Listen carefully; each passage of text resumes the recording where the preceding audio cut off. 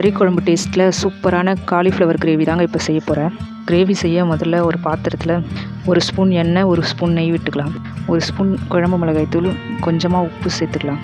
காலிஃப்ளவரை சுடு தண்ணி மஞ்சத்தூள் போட்டு நல்லா க்ளீன் பண்ணி வச்சுருக்கேன். அதை இது கூட சேர்த்துக்கலாம். ஒரு 2 நிமிஷம் நல்லா வறுத்து எடுத்துக்கலாம். காலிஃப்ளவர் நல்லா வளர்ந்துருச்சு. இதை தனியாக ஒரு தட்டில் எடுத்து வச்சுக்கலாம். இப்போ அதே பாத்திரத்தில் 2 ஸ்பூன் எண்ணெய் விட்டு மீடியம் சைஸில் ஒரு 1.5 வெங்காயத்தை பெருசாக கட் பண்ணி எண்ணெயில் போட்டுக்கலாம். முந்திரி பருப்பு 5 போட்டுக்கலாம்.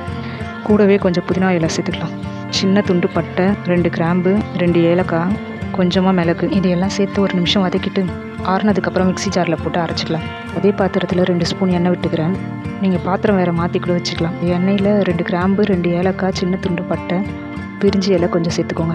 நம்ம அரைச்ச வெங்காயத்தில் 1.5 வெங்காயம் சேர்த்துருப்போம். அதில் மீதி பாதி வெங்காயத்தை நல்லா பொடியாக நறுக்கி இந்த எண்ணெயில் சேர்த்துக்கிறேன். கூடவே ஒரு பச்சை மிளகாவை 2ஆக கட் பண்ணி போட்டுக்கலாம். வெங்காயம் கொஞ்சம் வதங்கினதும் இஞ்சி பூண்டு பேஸ்ட் 1 ஸ்பூன் சேர்த்துக்கிறேன்.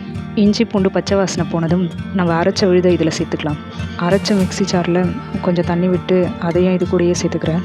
இதை நல்லா கலந்து விட்டுட்டு தனி மிளகாய் தூள் காரத்துக்கு ஏற்ற மாதிரி சேர்த்துக்கோங்க. இது கூடவே மல்லித்தூள், மஞ்சள் தூள், கரம் மசாலா தூள் இதெல்லாம் சேர்த்துக்கிறேன். இப்போ உப்பு சேர்த்துக்கலாம்.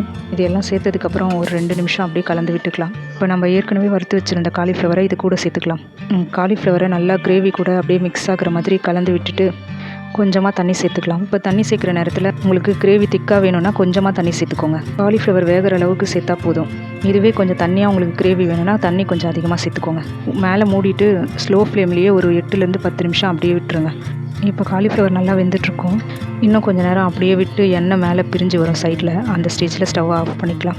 அவ்வளோதாங்க, காலிஃப்ளவர் கிரேவி ரெடி ஆகிடுச்சு. அப்படியே நான்வெஜ் டேஸ்ட்டில் இருக்கோங்க இந்த கிரேவி. வீட்டில் கண்டிப்பாக ட்ரை பண்ணுங்கள். எப்படி இருந்ததுன்னு கமெண்ட்டில் சொல்லுங்கள்.